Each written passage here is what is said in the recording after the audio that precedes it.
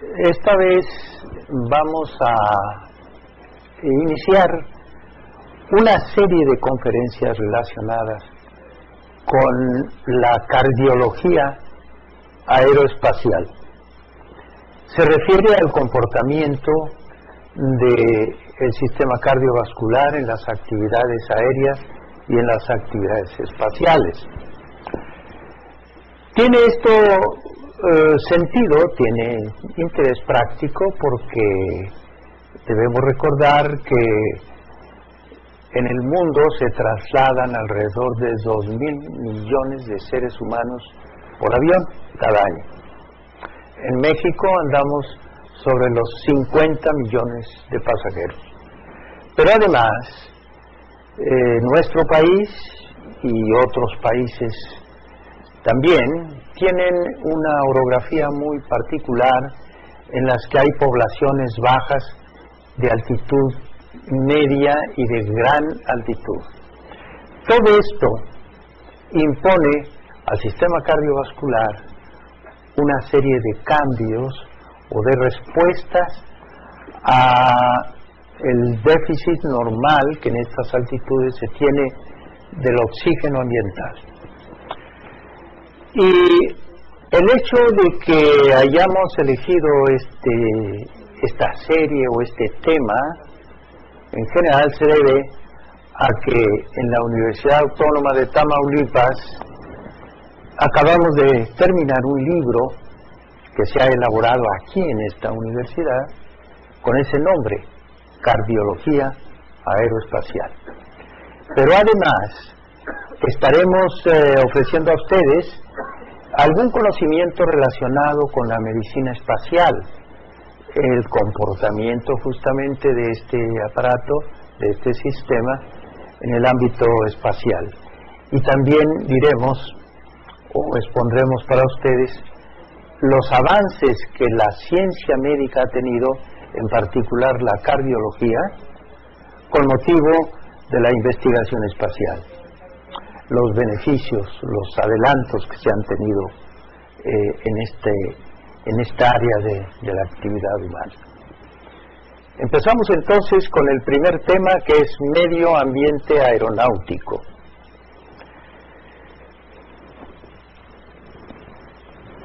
Vamos a ver rápidamente algo relacionado con la física de la atmósfera. Aquí tienen ustedes una bellísima fotografía de nuestro planeta. Nuestro planeta tiene una envoltura gaseosa que llamamos atmósfera, compuesta de dos gases fundamentalmente, que es el nitrógeno y el oxígeno, en una proporción de más o menos 80% de nitrógeno, 20% de oxígeno. Aunque alguien le baja un poco al nitrógeno, 79%, y deja el 1% para otros gases. Efectivamente, hay gases raros que no participan en la fisiología, como es el helio, como es el neón, el xenón, criptón, etcétera, que son apenas trazas, apenas huellas de esos gases, y ocupan más o menos el 1%. Hay otros dos gases sumamente interesantes del cual hablaremos más tarde, pero que quiero significar su importancia, y no se consideran componentes de la atmósfera. Es el ozono y es el dióxido de carbono. Apenas se encuentran en partes por billón. Aquí dejamos entonces la primera parte, es decir, de qué está compuesta nuestra atmósfera. Pero como la Tierra tiene una fuerza gravitacional,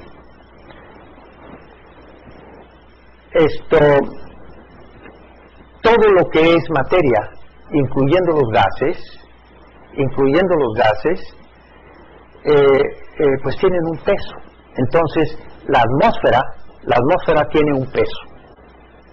El aire que tenemos en nuestra atmósfera ejerce una presión sobre la superficie terrestre y sobre nuestro cuerpo. Entonces, ¿qué tanto pesa el aire a nivel del mar?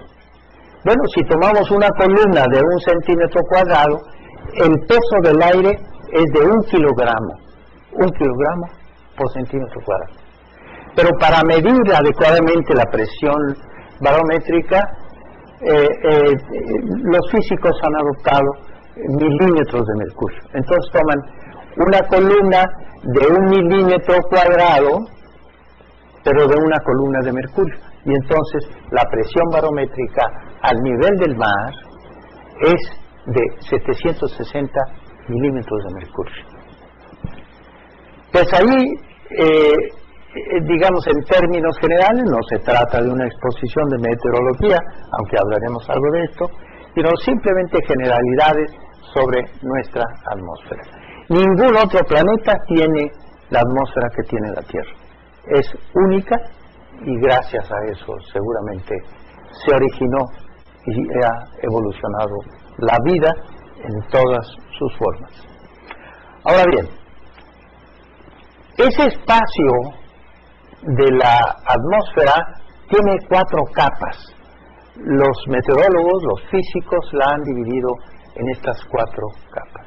Troposfera, que se inicia al nivel del mar y más o menos su límite superior está alrededor de los 12 kilómetros de altura en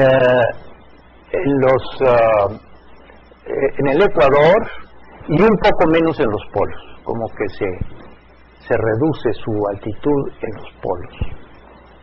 Pero vean ustedes que la troposfera es la capa, la primera capa de la atmósfera terrestre, donde se desarrolla prácticamente el 100% de la actividad aérea. Muy pocas naves van por encima de los 12 kilómetros. Digamos las naves de transporte, las naves comerciales que se llaman. Claro, los aviones de combate y aviones acrobáticos, y antes el famoso Concorde, pues sí se elevaba por encima y ya entraba en la siguiente capa, que es la estratosfera.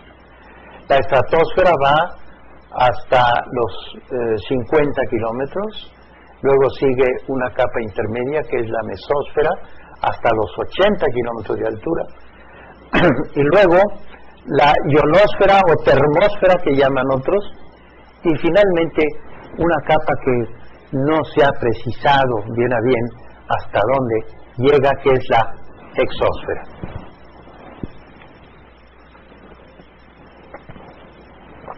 Para recordar a ustedes que en la troposfera todos los fenómenos atmosféricos, o prácticamente todos, allí se producen. Aquí. Las nubes, las lluvias, las descargas eléctricas o relámpagos,